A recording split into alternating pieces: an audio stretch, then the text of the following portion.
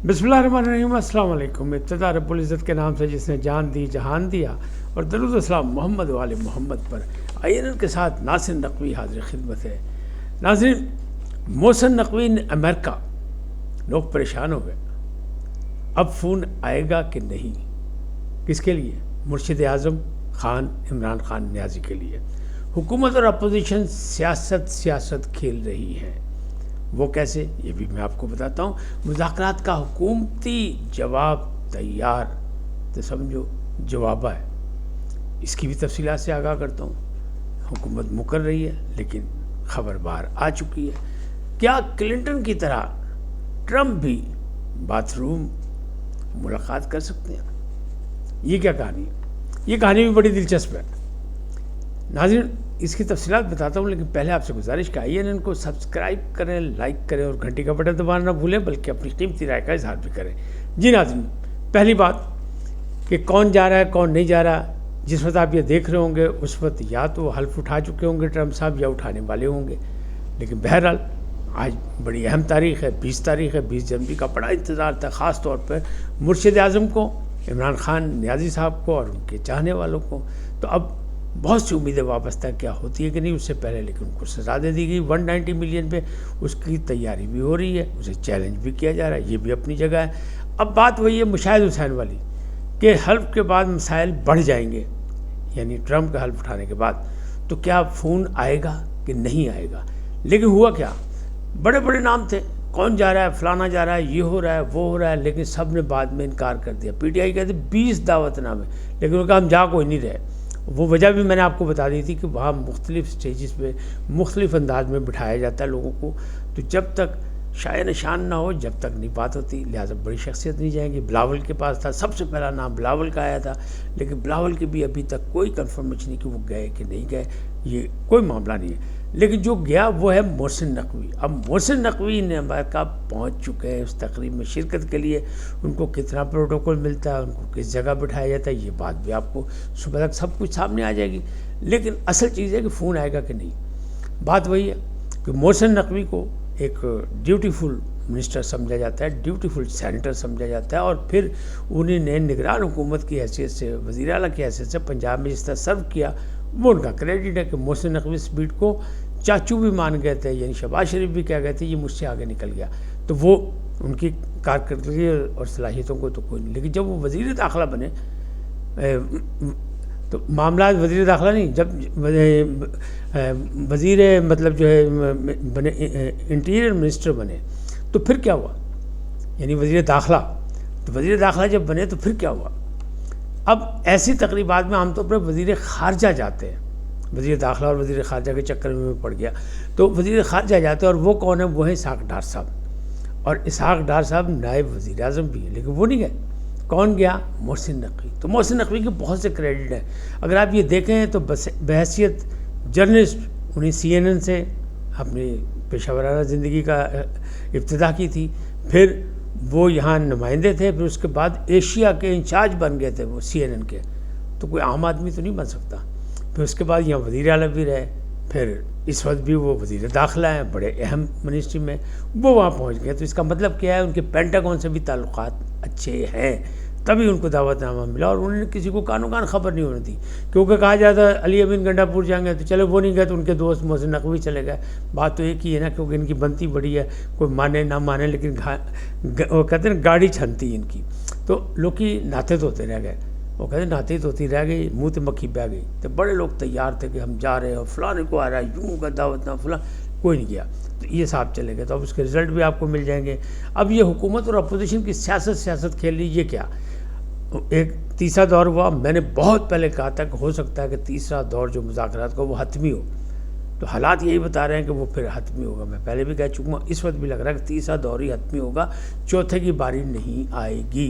क्योंकि इमरान खान साहब ने कह दिया कि जनाब मैं अब किसी से बात ही नहीं करूँगा, क्योंकि जो हमारे साथ धोखे पे धोखा हो रहा है, लिहाजा मैं बात नहीं करूँगा, ताकतवरों से भी बात नहीं करूँगा, इस्टेब्लिशमेंट से भी बात नहीं करूँगा, किसी से बात नहीं करूँगा। ना मेरे पास कोई पैगाम लेके आए, वो कोई आता है पैगाम लेके, नहीं आता, ख्वाहिशें किसकी थी ये भी सबको पता है। लेकिन फ़िलहाल तो उन्होंने ऐलान करता कि भाजी मेरे हाल कोई नहीं आना, मेरे दरवाजे बंद हैं, ताड़े दरवाजे खुले नहीं या नहीं खुले, मेरे दरवाजे बंद हैं, ये उन्होंने कह दिया। अब پی ٹی آئی چاہتی ہے چوتھا دور ہو، انہیں لکھ کے ڈیمانڈ دے دی. 2 چیزیں تھیں، میں نے پہلے دن سے آپ کو کہا یہ دونوں چیزیں نام آنے والی ہیں.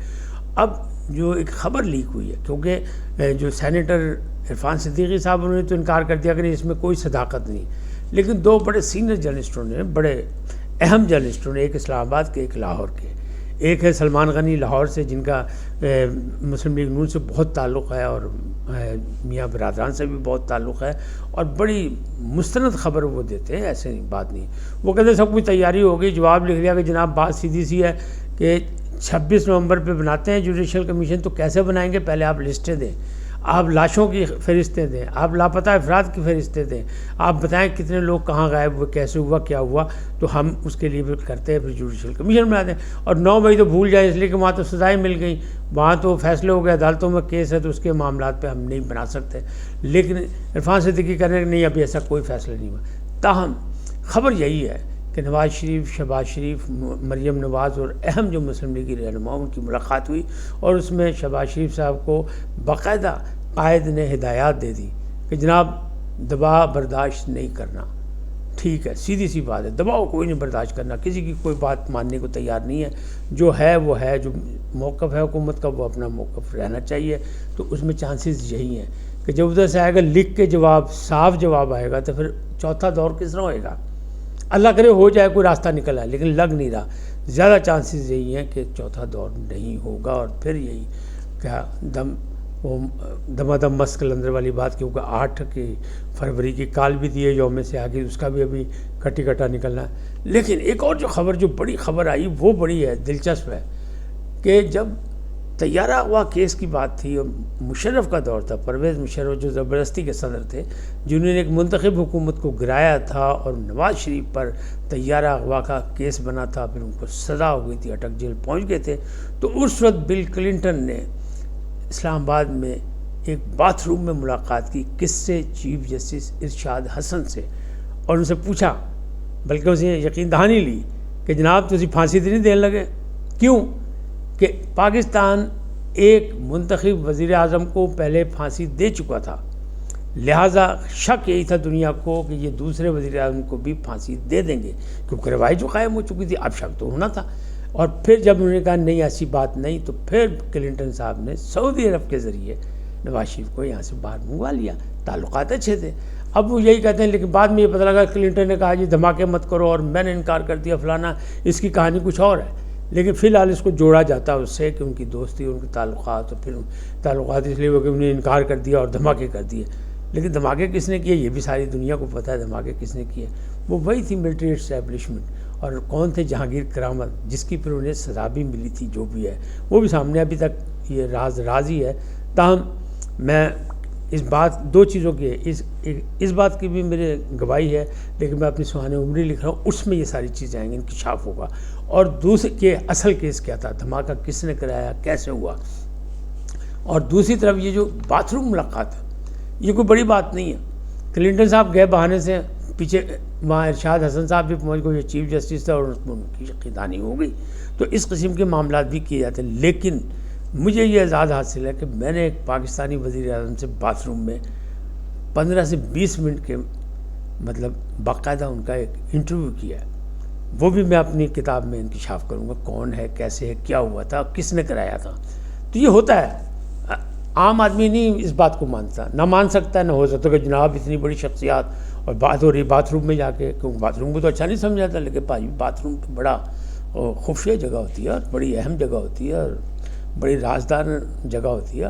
اور بہت سے منچلے تو وہاں بڑے بڑے، اسی لیے وہ نعرے بھی اپنے لکھ دیتے ہیں، اپنی سیاست بھی وہاں کرنا شروع کر دیتے ہیں، جو کہ کوئی اخلاقی طور پہ اچھی بات نہیں، لیکن انہیں پتہ ہے کہ یہ بڑی اہم جگہ ہے. تو ایسا ہو جاتا ہے، ایسا ہو سکتا ہے. اور چونکہ میں خود یہ اعزاز حاصل کر چکا ہوں، تو اس لیے مجھے تو یقین ہے کہ یہ بات بالکل سچی ہوگی. یہ کس نے کی بات؟ یہ ایک وہ جو تھے ہمارے ایک کرکٹ بورڈ کے جو چیئرمین بھی رہے تھے، ڈاکٹر اشرف جو تھے، وہ یہ ان کی بات ہے. انہوں نے کتاب لکھی ہے، اس کتاب میں انکشاف کیا ہے. یہ مشرف صاحب کے دور میں کرکٹ بورڈ کے صدر تھے، تو یہ بڑے اہم آدمی تھے، یہ این جی اوز کے لیے بھی کام کرتے تھے، اور مجھے بھی ان کے ساتھ کام کرنے کا موقع ملا. تو وہ انہوں نے ایک کتاب لکھی، اس میں بہت سے انکشافات کیے. تو انکشافات تو پھر انکشافات ہوتے ہیں، کیونکہ جو لوگ تاریخی گواہ ہیں ان کو چاہیے کہ اس تاریخ کو لکھیں، اور جو بھی جہاں بھی جس بھی فیلڈ میں وہ لکھیں، تاکہ قوم کے سامنے قوم اس سے فائدہ یا نقصان جو ہے، نقصان سے بچ جائے، کوئی فائدہ اٹھا سکتے تو اسے یہ ساری چیزیں سامنے آنی چاہیے۔ تو یہی میں بھی کوشش کر رہا ہوں۔ مجھے بھی کچھ دوستوں نے کہا تھا اور میرے سینئرز نے میرے پہ پابندی لگائی کہ آپ یہ کام کریں، تو میرا بھی کچھ ایسا حالات تھے تو میں کر رہا ہوں۔ دعا کیجیے گا کہ میں اس کو جلد مکمل کر لوں۔ اس وقت تک اتنا ہی، پھر ملیں گے نئے موضوع کے ساتھ۔ جاتے جاتے آپ سے درخواست، آئیے ان کو سبسکرائب کریں، لائک کریں، گھنٹی کا بٹن دبانا نہ بھولیں، اور اپنی قیمتی رائے کا اظہار اپنی شخصیت کے مطابق کریں۔ سدا سلامت رہیں، اللہ نگہبان۔